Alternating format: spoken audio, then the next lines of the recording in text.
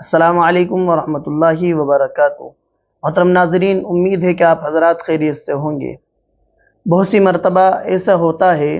کہ ہم ایسے چھوٹے چھوٹے گناہ کر دیتے ہیں جو ہمارے مرنے کے بعد ہمیں بہت زیادہ نقصان پہنچاتے ہیں، یا کوئی بھی بندہ کوئی ایسا گناہ کر لیتا ہے جو اس میں ملوث تو ہوتا ہے لیکن اسے معلوم نہیں ہوتا کیا اس طرح سے کرنا گناہ ہے یا نہیں ہے، لیکن جب وہ انتقال کر جاتا ہے تو قبر کے اندر اسے بہت زیادہ عذاب ہوتا ہے اور اس گناہ کا نقصان اسے قبر میں جا کر کے اٹھانا پڑتا ہے۔ ایسے ہی دو گناہوں کے بارے میں آج آپ حضرات کے سامنے میں بات کرنے والا ہوں کہ وہ دو گناہ ایسے ہیں جن کے کرنے کی وجہ سے اللہ تبارک و تعالی قبر کے اندر انسان کو بہت زیادہ سخت تکلیف میں مبتلا کرتے ہیں اور سخت عذاب میں مبتلا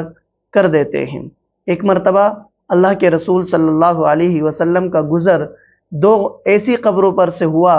کہ جن پر قبر کا عذاب ہو رہا تھا۔ جیسے ہی اللہ کے رسول صلی اللہ علیہ وسلم ان قبروں کے قریب سے گزرے تو اللہ کے رسول جس جانور پر سوار تھے تو وہ جانور بہت تیزی سے بدکا،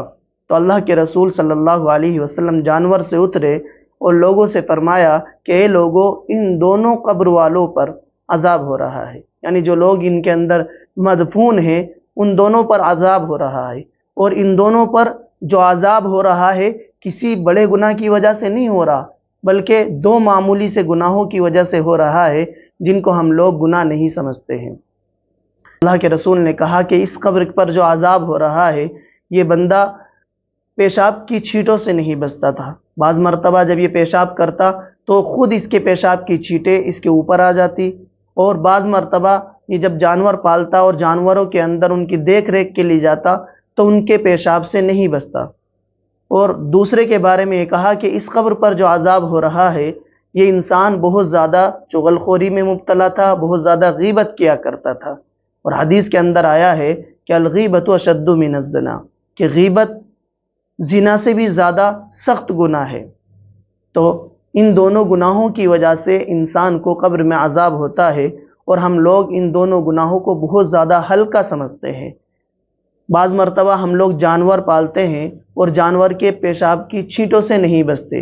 اور حدیثوں کے اندر آیا ہے کہ پیشاب کی چھینٹوں کی وجہ سے ہی انسان کو قبر میں سخت عذاب ہوتا ہے۔ اور دوسرا گناہ جو بہت زیادہ عام ہو چکا ہے وہ ہے غیبت۔ اس غیبت سے بھی اللہ تبارک و تعالی ہم سب کو محفوظ رکھے اور پیشاب کی چھینٹوں سے بھی بچائے۔ ہم اپنا آپ بھی بچنے کی کوشش کریں اور دوسرے لوگوں کو بھی ان دونوں گناہوں سے بچائے۔ اللہ تبارک و تعالی تمام امت مسلمہ کی قبر کے عذاب سے حفاظت فرمائے۔ السلام علیکم ورحمۃ اللہ وبرکاتہ۔